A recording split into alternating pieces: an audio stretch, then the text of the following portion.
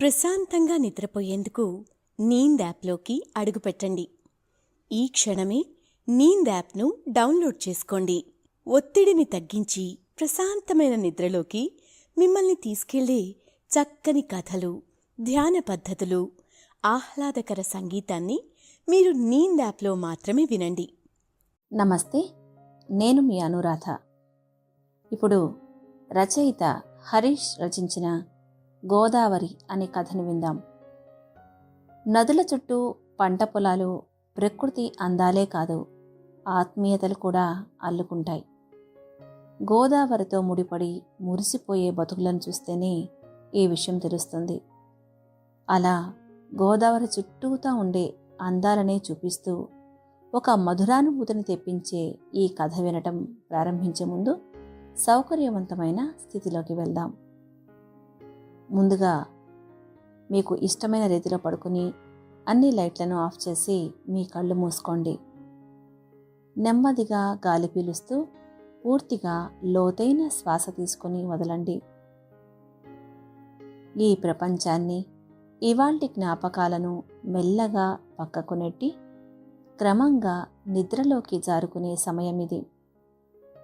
మరోసారి నెమ్మదిగా గాలి పీలుస్తూ లోతైన శ్వాస తీసుకుని మీ శరీరంలోని ఒత్తిడిని బయటకు వదిలివేయండి.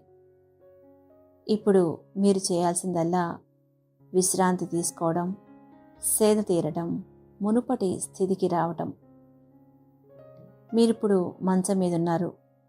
రోజువారీ అలసట నుంచి మీ శరీరం విశ్రాంతి తీసుకుంటున్నట్లుగా మీకు అనిపిస్తుంది. కాళ్ళ నుంచి మొదలుపెట్టి మీ అవయవాల్లోని ఒత్తిడిని ఒక్కొక్కటిగా బయటకు పంపించేయండి. మీకోసం అవన్నీ రోజంతా చాలా కష్టపడ్డాయి కాబట్టి వాటికి విశ్రాంతి తీసుకునే అర్హత ఉంది. ముందుగా మీ పాదాల్లో మొదలైన విశ్రాంత అనుభూతి క్రమంగా మీ మోకాలి క్రింది భాగానికి చేరుతుంది. అక్కడి నుంచి మోకాళ్లలోకి ప్రవేశిస్తుంది. ఇప్పుడు మీ కాలి ఎగువ భాగాన్ని విశ్రాంతి తీసుకోనివ్వండి. ఈ విశ్రాంత అనుభూతి క్రమంగా మీ పొత్తి కడుపు నుంచి వెన్నెముక మీదుగా ఎగువ వీపు వరకు వచ్చి తరువాత ఛాతీలోకి ప్రవహిస్తున్నట్లుగా గుర్తించండి. అక్కడి నుంచి మీ భుజాల్లోకి, తరువాత చేతుల్లోకి, చివరిగా వేలి కొనల వరకు వెళ్తున్నట్లుగా అనుభూతి చెందండి. ఆపై మీ మెడ, తల, ముఖం వరకు ఆ అనుభూతి ప్రవహిస్తుంది. ఇప్పుడు మీ శరీరం మొత్తం ప్రశాంతంగా, రిలాక్స్డ్గా నిద్రకు సిద్ధంగా ఉంది. త్వరలోనే మీరు చక్కని నిద్రలోకి జారుకుంటారు. మీ డ్రీమ్ ల్యాండ్లో ప్రశాంతంగా ప్రయాణిస్తారు. ఈ ప్రయాణం ఉదయం వరకు కొనసాగుతూ ఉంటుంది. కాబట్టి మీరు కథను వింటున్నప్పుడు మీ శ్వాసను కూడా అనుసరించండి. అద్భుతమైన నిద్ర అనుభవం కోసం మీ శరీరం మొత్తానికి విశ్రాంతినిస్తూ స్థిరంగా ఉండండి. ఇప్పుడిక కథలోకి వెళ్దాం. వెన్నెలకి సూర్యుడు ఆహ్వానం పలుకుతున్నాడు. నిండుగా కుంకుమ నీళ్లు కలిపిన పళ్ళెల్లా కనిపిస్తున్నాడు సూర్యుడు. చందమామ వస్తున్నాడన్న సంతోషంతో చల్లగాలి నలు దిక్కులకు ఉత్సాహంగా వీస్తోంది. ఇంటి ఆరు బయట పిల్లల స్మార్ట్ ఫోన్లు పట్టుకుని కూర్చుని ఉన్నారు. ఫోన్ వెలుగులో పిల్లల మొహాలు ఆర్టిఫిషియల్ పువ్వుల్లా ఉన్నాయి. కనిపించిన అందరినీ పలకరిస్తూ రామాపురం వీధుల వెంట శివ వడివడిగా నడుస్తున్నాడు. అతనికి ఎందుకో ఊరిలో జీవం లేనట్లా కనిపిస్తోంది. ఇళ్ల మధ్య కాదు, మనుషుల మధ్య మాటలకు ముందు వెనుక అడ్డుగోడలు కనిపిస్తున్నాయి. అమెరికాలో ఉన్నంతకాలం అతని మనసంతా ఊరి చుట్టూ గోదావరి ఒడ్డునే విహరించేది. ఎంతో ఆశగా జ్ఞాపకాలు నెమరువేసుకుంటూ సొంత ఊరిని ఊహించుకుంటూ వచ్చాడు. వచ్చిన కాసేపటికే శివకే అర్థమైంది, ఊరు మారిపోయింది. ఎంతలా అంటే జ్ఞాపకాలు కూడా మారిపోయేంత. మనసులో ముద్రించుకుపోయిన అందాలను జీవం లేకుండా చూస్తే ఏ గుండె మాత్రం చివుకుమందు? గోదావరి మహోగ్ర రూపంలో చిక్కుకున్న లేగదోడలా ఉంది అతని పరిస్థితి. ఊరిని దాటి చిన్ననాటి జ్ఞాపకాలను వెతుక్కుంటూ చకచకా వెళ్ళి గోదావరి ఒడిలో పడిపోయాడు. చిన్న బొట్టుగా పసిపాప బోసినవ్వులా బ్రహ్మగిరిలో మొదలయ్యే గోదావరి నది ప్రస్థానం ఓ తల్లి నిండు జీవన ప్రయాణం. ఆ ప్రవాహం ఎన్నో జీవితాలను ప్రభావితం చేసే అనుభూతుల సంగమం. కోట్లాది మందికి పంచిన జీవితాల జడివానలో మర్చిపోలేని మధురానుభూతులు తలుచుకొని ఆ తల్లి నిండైన సవ్వడికో నమస్కారం పెట్టుకోవడంలో ఉద్వేగమైన సంబంధం పెనవేసుకుంటుంది. ఓ తల్లి, నీ బిడ్డగా పుట్టడమే మా జన్మకో సార్థకత అని వేడుకుంటూనే జలజల కన్నీళ్ల దార వెచ్చగా బుగ్గను తాకుతుంది. ఓ రకమైన అశ్రువానుభూతి వెంటాడుతుంది. గోదావరి నదిని కళ్ళతో చూడలేం, తనువుతో ఆస్వాదించలేం. అదొక మానసిక ఆనందాల డోలిక, పరవళ్ల జడితో అద్భుతాల మాలిక. గోదారమ్మ అడుగులను, ఆమె పరవళ్ల మడుగులను ఎందరో సుప్రసిద్ధ కవులు, కవయిత్రులు తమ పాళిలో ఇరికించారు. గోదావరి అందాలను అక్షరాల్లో పంచుకున్నారు. నదీ ప్రయాణాన్ని పరవశించి పాటలుగా అందించారు. గోదావరి నది జడిలో అప్పుడే పుట్టిన పసిపాప బోసినవ్వు దాగుంటే నది సాగించే సుందర ప్రయాణం పరికిని కట్టిన పల్లె పడుచులా కనిపిస్తుంది. అఖండ గోదావరిగా ఆమె మారిన తీరు నిండైన మాతృమూర్తిగా పలకరిస్తుంది. అమ్మ గోదావరి ఒడిలో కూడా శివకు మనసు కుదుటపడలేదు. నిశ్శబ్దంగా కూర్చుని గోదావరినే చూస్తున్నాడు. తనలో ఎన్ని రాళ్లున్నా సరే సవ్వడి చేయకుండా ఓ పక్కగా చిన్న పాయల గోదావరి ప్రవహిస్తోంది. అతనికెందుకో గోదావరి అలసిపోయినట్లుగా తోస్తోంది. సాయం సంధ్యవేళ ఇసుక తిన్నెల్లో తళతళ పసిడికాంతిలా మెరిసిపోతున్న గోదావరి సోయగం ఎక్కడికి పోయింది? తాను చిన్న వయసులో ఉన్నప్పుడు చీకటి పడే వరకు గోదావరిలో ఈత కొడుతుంటే ఆ తల్లి తుళ్ళి తుళ్ళి పడేది, అలలు అలలుగా నవ్వేది, సుడులు తిరుగుతూ హత్తుకునేది. ఇంటికి వెళ్తూ వెళ్తూ తిరిగి చూస్తే ఎంత మౌనంగా బాధపడేది గోదావరి. ప్రశాంతంగా నిద్రపోయేందుకు నీంద్ యాప్లోకి అడుగుపెట్టండి. ఈ క్షణమే నీంద్ యాప్ను డౌన్లోడ్ చేసుకోండి. ఒత్తిడిని తగ్గించి ప్రశాంతమైన నిద్రలోకి మిమ్మల్ని తీసుకెళ్లే చక్కని కథలు, ధ్యాన పద్ధతులు, ఆహ్లాదకర సంగీతాన్ని మీరు నీంద్ యాప్లో మాత్రమే వినండి. శివకు చిన్ననాటి విషయాలు ఒక్కొక్కటిగా గుర్తుకొస్తున్నాయి. అతను 5వ తరగతి చదువుతున్నప్పుడు జోరుగా వానలు కురిశాయి. ఆకాశం భూమిని కలిపేసట్లుగా కురిసింది వర్షం. చెరువులు, కాలువలు గట్లు దాటి ప్రవహిస్తున్నాయి. బడులకు ప్రభుత్వం సెలవులు ప్రకటించింది. ఓ రోజు రాత్రి గోదావరి ఉగ్రరూపం దాల్చింది. మొదట రామాపురం గుడిలో రాములోరి కాళ్ళని కడిగింది. తల్లి గోదావరి కోపగించుకుందన్న వార్త ఊరిలోని అందరికీ పాకింది. అందరూ హారతి పళ్లెంతో కొబ్బరికాయలు పట్టుకుని గోదావరి కోసం ఇళ్ల ముందు ఎదురుచూస్తున్నారు. వరదలో మునిగిపోతామన్న భయం ఎవరిలోనూ లేదు. అందరూ కోరుకుంటున్నది ఒకటే, తల్లి శాంతించు, నీ బిడ్డలపై దయచూపు అని వేడుకుంటున్నారు. ఊరి పొలిమేరల వరకు ప్రవాహం చేరుకుంది. ఊరిలో ఎవ్వరూ నిద్రపోలేదు. శివ తాతయ్య ఒడిలో కూర్చుని ఏదో ఆలోచిస్తున్నాడు. అప్పుడు తాతయ్య శివని ఓ ప్రశ్న అడిగాడు. ఏరా చిన్నోడా, భయంగా ఉందా అని. భయం లేదు తాత, గుడిదాకా వచ్చిన గోదావరిని చూడాలనుంది అన్నాడు శివ. తాత గట్టిగా నవ్వుకుని, దానికి పొద్దున్నే చూద్దువులే అన్నాడు.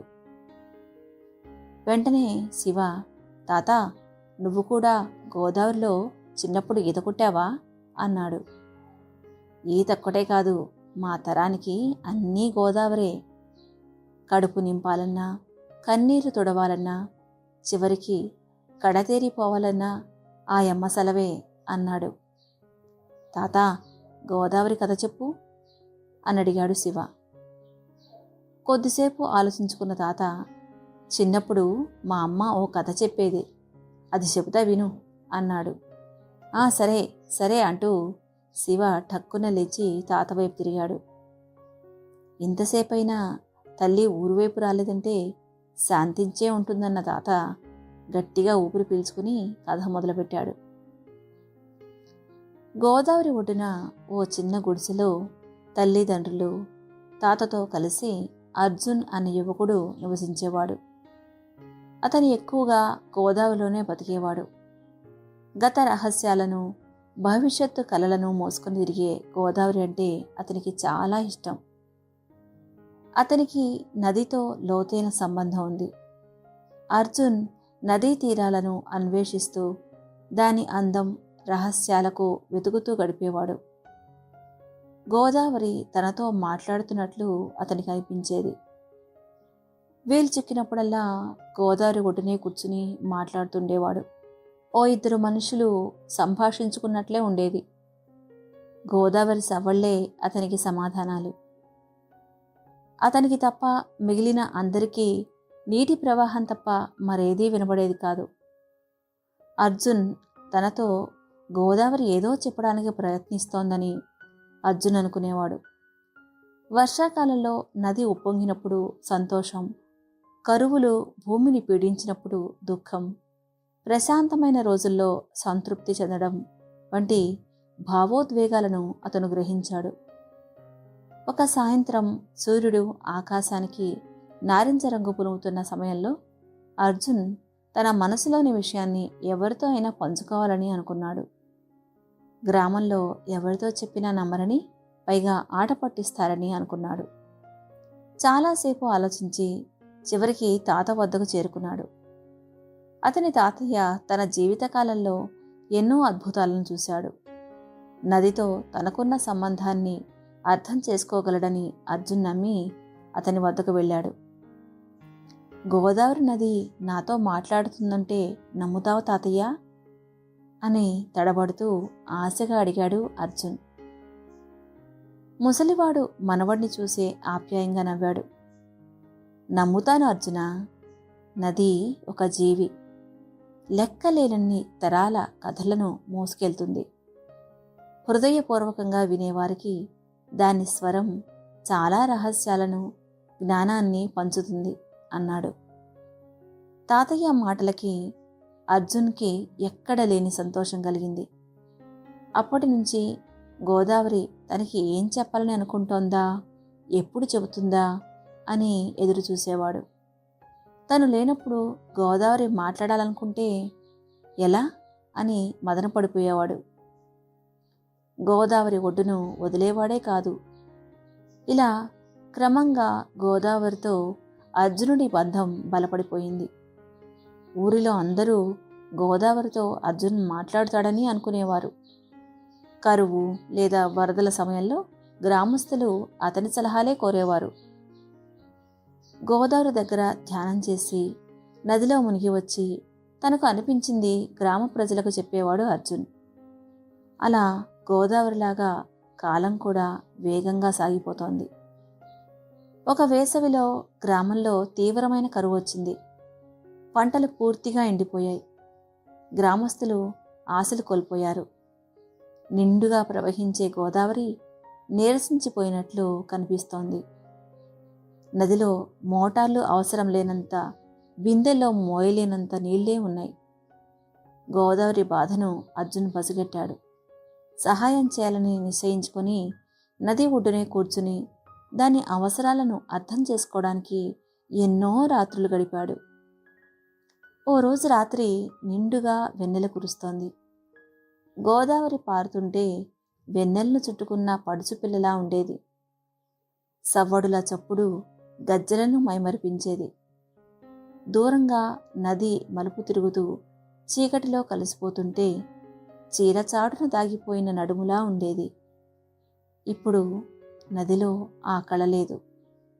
ఉన్నట్టుండి అర్జున్కి ఏదో గొంతు వినిపించింది. సవ్వడులు కాస్త స్పష్టంగా వినిపించడం ప్రారంభమైంది. అర్జున్ శరీరమంతా చెవులు చేసుకుని వింటున్నాడు. గోదావరి ఎప్పట్లాగే జీవం పోసుకోవాలంటే ఒక సాహసం చేయాలి. అడవిలో ఎన్నో ఏళ్లనాటి మహావృక్షం ఒకటి ఉంది. ఆ చెట్టు వేళ్ళు గోదావరి వరకు వ్యాపించి ఉన్నాయి. ఇప్పుడు ఆ చెట్టుకి రక్షణ అవసరం. ఎంతో కాలంగా ఆ చెట్టు వేర్లు గోదావరి కలిసి ఉన్నాయి. ఎన్నో జ్ఞాపకాలను పంచుకున్నాయి. ఒకరోజు చెట్టు తన దుస్థితిని గోదావరికి చెప్పుకుంది. పర్యావరణానికి, ఎన్నో జీవరాశులకు, మనుషులకు మంచి చేస్తున్న తనకు ఎదురైన కష్టాన్ని చెప్పుకుంది. ఆ వృక్షం దుఃఖాన్ని విన్న గోదావరి గుండె పగిలిపోయింది. బొట్టు బొట్టును ఆవిరి చేసి బాధపడిపోయింది. మనుషుల అత్యాశకు ఆవేశపడి ఎండిపోయింది. అర్జున్కి విషయం అర్థమైంది. ఆ చెట్టుని రక్షిస్తే గోదావరి మనసు కుదుట పడుతుంది. ఎప్పటిలాగే ప్రవహిస్తుంది. ఊరి ప్రజల కష్టాలు తిరుగుతాయి. ఏదేమైనా ఆ చెట్టును రక్షించాలి అనుకున్నాడు అర్జున్. గోదావరి మట్టిని నుదుటన పెట్టుకుని అడవి వైపు ప్రయాణం మొదలుపెట్టాడు. గోదావరి ఒడ్డుకు అవతలి వైపున ఉన్న పెద్ద అడవికి చేరుకున్నాడు. తీరాన విస్తరించి ఉన్న కొండలు, గుట్లను వెతుకుతూ తిరుగుతున్నాడు. మనుషుల సంచారం తక్కువగా ఉన్న ఆ అడవిలో చాలా రకాల పక్షులు, జంతువులు అతనికి కనిపించాయి. ఏ జంతువు అతనికి హాని కలిగించలేదు. ఊహించిన అతిథి వచ్చినట్లు తలలూపుతూ ఉన్నాయి. పక్షులు కిలకిలమంటూ స్వాగతం పలుకుతున్నాయి. చాలా దూరం నడిచిన తర్వాత అర్జున్కి ఒక పెద్ద చెట్టు కనిపించింది. ఆ చెట్టు ఎంత పెద్దగా ఉందంటే ఊరు మొత్తం వర్షానికి తడవకుండా ఆ చెట్టు కింద చేరవచ్చు. అంత విశాలంగా ఉంది. చెట్టుకు గోదావరి ప్రాణశక్తిని అందజేస్తుందని గ్రహించాడు. చెట్టుకు ఎలాంటి హాని కలగకుండా కాపాడాలని నిర్ణయించుకున్నాడు. సమస్య ఎక్కడుందో తెలుసుకోవాలని వెతకడం ప్రారంభించాడు అర్జున్. ఒకచోట లోతుగా గుంట తవ్వి ఉన్నారు. చిన్నపాటి బావిలా ఉంది. చుట్టూ ఏవో పూజలు చేసినట్లు కుంకుమ, పసుపు, నిమ్మకాయలు ఉన్నాయి. దాన్ని చూడగానే ఎందుకు తవ్వారో అర్జున్కి అర్థం కాలేదు. గోదావరి వైపు వెళ్తున్న చెట్టు వేరు సగానికి పైగా తెగిపోయి ఉంది. ఓ పెద్ద చెట్టు కాండవంత ఉన్న ఆ వేరుని గొడ్డలితో ఛిద్రం చేసి ఉన్నారు. ఈ పని ఎవరు, ఎందుకు చేస్తున్నారో తెలుసుకోవాలని అర్జున్ అక్కడే కూర్చున్నాడు. ఊరినంతా ఏకం చేసి ఈ కుట్రను అడ్డుకోవాలని బలంగా నిశ్చయించుకున్నాడు. చెట్టు వద్దకు వెళ్లి కూర్చుని గోదావరి చెట్టు సంభాషణ తలుచుకుంటూ నిద్రపోయాడు. ఎంతసేపు నిద్రపోయాడో తెలియలేదు. చాలా దూరం నడిచి రావడం వల్ల బాగా నిద్ర పట్టేసింది అతనికి. గోదావరి ఒడ్డును దాటి కొందరు పార, గుణపం తీసుకుని వస్తుండటం చెట్టు గమనించింది. తన కొమ్మలపై పడుకున్న పక్షులను, తొర్రల్లో దాక్కున్న జంతువులను చూసింది. ఎలాగైనా బ్రతకాలని అనుకుంది. ఓ 2 నీటి చుక్కలను అర్జున్ మొహంపై రాల్చింది. గాఢ నిద్రలో ఉన్నా సరే ఆ స్పర్శను అర్జున్ గుర్తుపట్టగలడు. గోదావరి ముద్దు పెట్టినట్లుగా అనిపించింది అతనికి. వెంటనే లేచి కూర్చున్నాడు. దూరంగా ఏదో మాటలు వినిపించడంతో ఆ వైపు చూశాడు. ఓ గుంపు లాంతర్లు పట్టుకుని ఆ వైపే వస్తోంది. వాళ్ళు ఆ సమయంలో అక్కడ అర్జున్ ఉంటాడని ఎవరూ ఊహించలేదు. వాళ్ళు గుంత వద్దకు వెళ్లే వరకు అర్జున్ నిశ్శబ్దంగానే ఉన్నాడు. గుంత వద్దకు వచ్చి తవ్వడానికి సిద్ధమవుతున్న వారిని అర్జున్ గుర్తుపట్టాడు. వాళ్ళు తమ ఊరి వాళ్లే. నెమ్మదిగా వాళ్ల వద్దకు వెళ్ళాడు. అక్కడున్న గుంపు అక్కడ అర్జున్ని చూసి ఆశ్చర్యపోయింది. కోపంగా ఉన్న అర్జున్ని చూసి ఏదో తప్పు జరిగినట్లు గ్రహించింది. అందరూ అర్జున్ చుట్టూ చేరి జరిగిన విషయం చెప్పారు. ఇక్కడ ఎవరో గుప్త నిధులు దొరుకుతాయని చెప్పారని, వాటి కోసం తవ్వుతున్నామని అన్నారు. అంతా విన్న అర్జున్ వాళ్ళ అమాయకత్వానికి నవ్వుకున్నాడు. అంత నిధులు ఉంటే వాళ్ళు తవ్వడం మానేసి మీకెందుకు చెప్పారు అని ఎదురు ప్రశ్న వేశాడు. 100 రూపాయల ఆశ చూపి వందల మంది దగ్గర రూపాయి తీసుకునే మనుషులను నమ్మితే ఎలాగని కోపగించుకున్నాడు. ఇంటి నిండా నిధులు ఉన్నా తాగడానికి నీళ్లు లేకపోతే ఏం తాగి బతుకుతారని ప్రశ్నించాడు. ప్రకృతి పచ్చగా ఉంటేనే పసిరికైనా విలువ ఉంటుంది అని చెప్పాడు. తెలుసో తెలియకో వాళ్ళు చేస్తున్న తప్పుకు ఎదురైన పరిణామాలు వివరించాడు. జీవితాల్లో కరువు నింపుకున్న ఆ గుంపుకు చేసిన తప్పు బోధపడడానికి ఎక్కువ సమయం పట్టలేదు. చెట్టు వేర్ల మీద పడి పోరున ఏడ్చారు. గోదావరికి వెళ్ళి 2 బిందెల్లో నీళ్లు మోసుకొచ్చి గుంటలో పోశారు. మట్టినంతా కప్పి క్షమాపణ కోరుకున్నారు. అర్జున్ వెంటే ఊరువైపు నడిచారు. రాత్రంతా మెలుకుని ఉండటం వల్ల అర్జున్ ఇంట్లో ఆదమరచి నిద్రపోతున్నాడు. ఎక్కడో లీలగా గుడిగంటల శబ్దాలు వినిపిస్తున్నాయి. ఇంటి బయట ఏదో జాతర జరుగుతున్నట్లు సందడి వినిపిస్తోంది. ఎప్పుడో మర్చిపోయిన చల్లగాలి కాదు, గోదావరి గాలి ఒక్కసారిగా అర్జున్ని ఉక్కిరి బిక్కిరి చేసింది. అర్జున్ కళ్ళు తెరిచాడు. అతనికి అర్థమైంది, గోదావరి వచ్చేసింది. ఒక్క ఉదుటన లేచి బయటకు వచ్చాడు. తన కళ్ళను తానే నమ్మలేకపోయాడు. ఒడ్డు అంచును ముద్దాడుతూ గోదావరి ప్రవహిస్తోంది. సంతోషంతో ఉప్పొంగుతోంది. పంట పొలాల పొగుళ్లకు మందు పూస్తూ గోదావరి కదులుతోంది. ప్రజలంతా ఒడ్డున నిల్చుని అమ్మకి హారతి పడుతున్నారు. ఆ రోజు నుంచి అర్జున్ జీవితం మళ్లీ మొదటికి వచ్చింది. రోజు గోదారమ్మ ఏదైనా కష్టం చెప్పుకుంటుందేమో అని ఒడ్డునే ఉండేవాడు. నది గుసగుసలు వింటూ గడిపేవాడు. అతను గోదావరి వేరు కాదు, అతనే గోదావరి, గోదావరే తాను అని తాత కథ ముగించాడు. కథంతా విన్న శివ, తాత నేనే అర్జున్ అన్నాడు. నువ్వే కాదు నాన్న, మట్టి విలువ, నీటి విలువ, చెట్టు విలువ తెలిసిన ప్రతోడు అర్జునుడే అన్నాడు. ఇప్పటికీ శివకు గుర్తుంది శాంతించిన గోదావరిని తాత భుజాలపై నుంచి చూసిన దృశ్యం. ఇప్పుడు అదే గోదావరిని ఇలా చూస్తుంటే కళ్ళలో గోదావరి పొంగుతోంది. శివ ఇంజనీరింగ్ పూర్తయ్యే వరకు గోదావరితో స్నేహం పోలేదు. ప్రతి ఋతువులో గోదావరి అందాలు, హొయలు ఎలా మారుతాయో అతనికి తెలుసు. ఇంజనీరింగ్ అవ్వగానే పై చదువులు, ఉద్యోగాలు అంటూ అమెరికాలో వాలిపోయాడు. విమానం ఎక్కే రోజు కుటుంబాన్ని విడిచి దూరంగా వెళ్తున్నామనే బాధ కంటే గోదావరిని చూడలేమనే బాధే ఎక్కువగా ఉంది తనకి. అమ్మతో నాన్నతో ఫోన్లో మాట్లాడొచ్చు, మరి గోదావరితో? నెమ్మదిగా గోదావరి జ్ఞాపకాల్లో మునిగి తేలడం నేర్చుకున్నాడు. అమెరికాలో పరిచయమైన అందరి స్నేహితులకు ఎప్పుడు కలిసినా మాటలు కలిపినా ఊసులు గోదావరి వైపే మళ్ళేవి. ఇతనికే కాదు, వారికి గోదావరి అంటే ఎంతో తెలియని ఇష్టం, ప్రేమ మొదలయ్యాయి. అమెరికా స్నేహితులైతే ఎప్పుడు వీలైతే అప్పుడు గోదావరి అందాలను చూడాలని ఉబలాట పడుతున్నారు. వాళ్ళకి గోదావరితో ఊరి జనాలకి ఉన్న సంబంధాన్ని వివరించేందుకు శివ ఓ సంఘటన చెప్పాడు. ఆ ఊరి జనాలకి కన్నపేగు కంటే గోదావరిని తాగిన ప్రేమ ఎక్కువని ఆ కథ చెప్పేస్తుంది.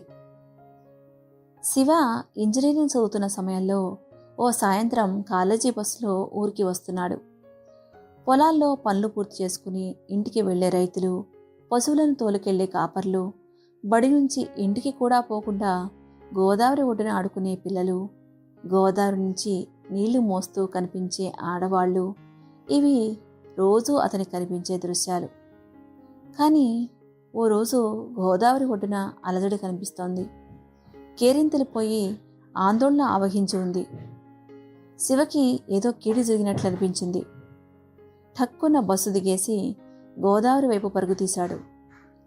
ఎగువన కురిసిన వర్షాలకు గోదావరి పోటెత్తి పారుతోంది. నరికేసిన చెట్లు, ప్లాస్టిక్ వ్యర్థాలు, పరిశ్రమల నుంచి వచ్చిన రసాయనాలు, కుళ్ళిన కళేబరాలు, ఇలా మనిషి అత్యాశ తీరగా మిగిలిన దరిద్రాన్ని తనలో ఒక్క క్షణం కూడా ఉంచుకోవడం ఇష్టం లేనట్లుగా ప్రవాహం సాగిపోతోంది. ఈ చెత్తను సముద్రంలో కలిపేస్తేనే కానీ శాంతించను అన్నట్లుగా గంభీరంగా ప్రవహిస్తోంది. గోదావరి ఎర్రగా మారి సుడులు తిరుగుతూ హోరు శబ్దంతో బిడ్డలకు హెచ్చరికలు చేస్తూనే ఉరకలెత్తుతోంది. అమ్మ మనసులోని బాధను, కార్యాన్ని గ్రహించలేని ఓ కుర్రాడు గోదావరిలోకి దూకేశాడు. ప్రవాహంలో కొట్టుకుపోతున్న ఓ పెట్టెను బయటకు లాగుదామని లోపలికి దూకాడు. ఒక్కసారిగా గోదావరి ఉలిక్కిపడింది. తాను మాత్రం ఏం చేయగలదు? అంత హోరులో తానే తన నియంత్రణలో లేనట్లుగా ఉన్న గోదావరి ఆ బిడ్డకు ఏం సాయం చేయగలదు? క్షణాల్లో ప్రాణాలు కోల్పోయిన బిడ్డను గోదావరి సముద్రం వరకు తీసుకెళ్లలేదు. ఏ పొదలకో మలుపుకో అప్పగించలేదు. ఆ ఊరిగట్టుకే అప్పగించి సాగిపోయింది. బస్సు దిగి పరుగున వచ్చిన శివకు ఈ విషయమంతా తెలిసింది. బిడ్డ శవాన్ని పట్టుకుని తల్లిదండ్రులు గోదావరికే మొక్కుతున్నారు. ఊరి జనమంతా చుట్టూ పోగే ఉన్నారు. అందరి నోట ఒకటే మాట, ఏ జన్మలో ఏ పుణ్యం చేసుకున్నాడో ఆ తల్లి కడుపునే పుట్టి ఈ తల్లి ఒడిలో పోయాడు. ఎంతమందికి వస్తుంది ఈ చావు అంటున్నారు.